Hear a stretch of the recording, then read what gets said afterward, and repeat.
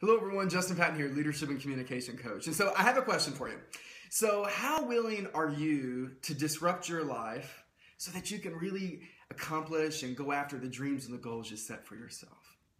So that question's really been on my mind a lot about how do I disrupt my own life, and then how do my clients and the leaders that I work with, how do they create disruption in their life, positive disruption that really gets them in their, puts them in the place of their most potential. I don't know about you, but a lot of the people that I work with say, Justin, I just get so busy being busy, and oftentimes I sacrifice my long-term goals for my short-term reality.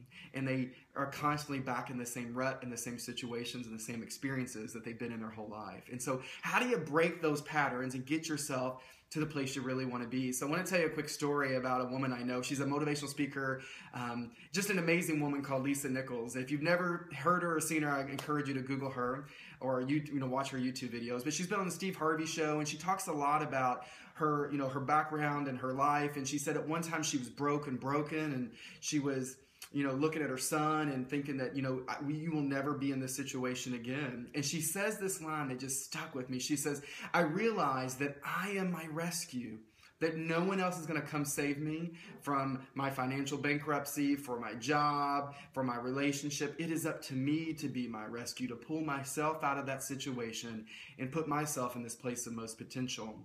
So it really got me thinking a lot about how do we, become our own rescue? And I believe it's by disrupting our lives and these patterns that have continuously held us back.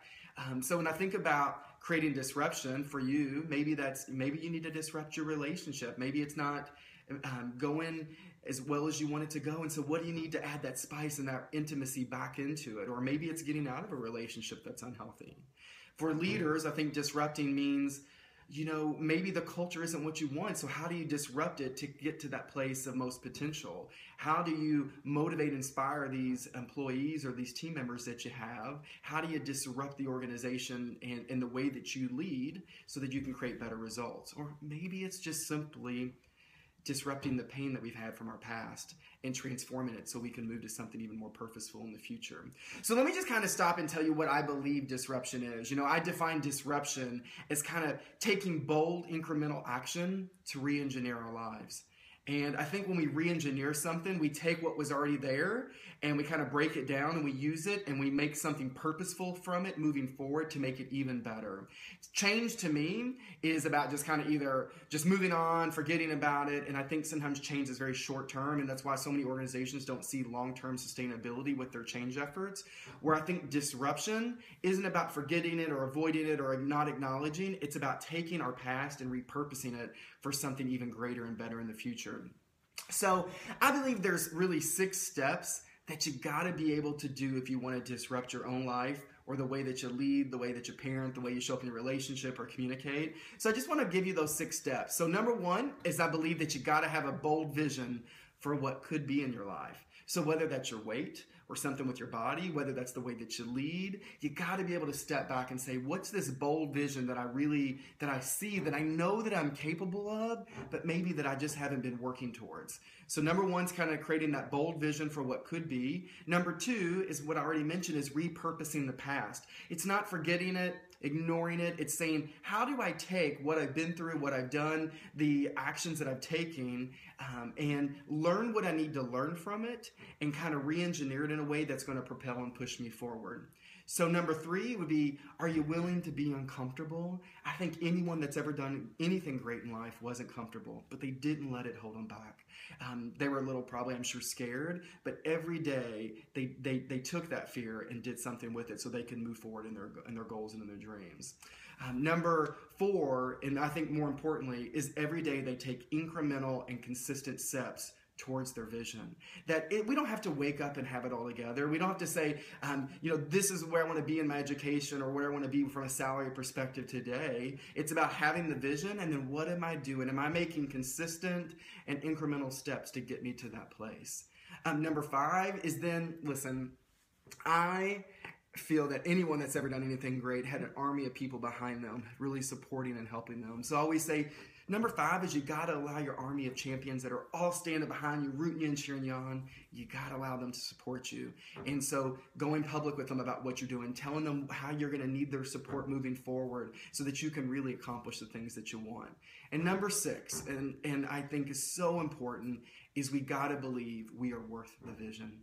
We've got to believe that we owe it to ourselves and that we are capable of achieving the vision that we put out for ourselves. And I believe that when we can do all 6 of those things, that we truly have the skills and the ability to disrupt our life for the better and accomplish our goals. I want you to imagine what it would be like waking up every day, understanding that you're working toward a vision that you're inspired by, that makes you happy, that you know that you're constantly taking steps to improve yourself.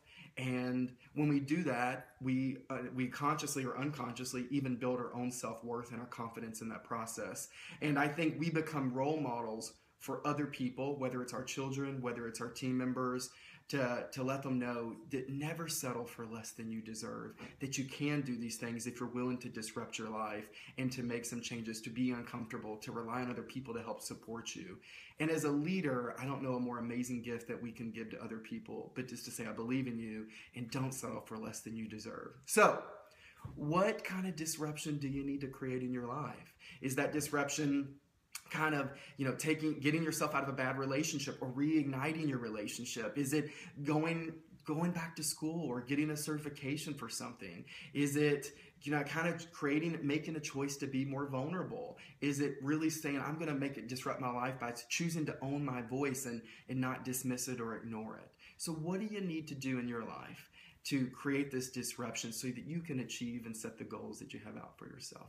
I would love for you to leave a comment. Let me know how you're going to disrupt your life or how you have disrupted your life and what it did for you and the change that it created.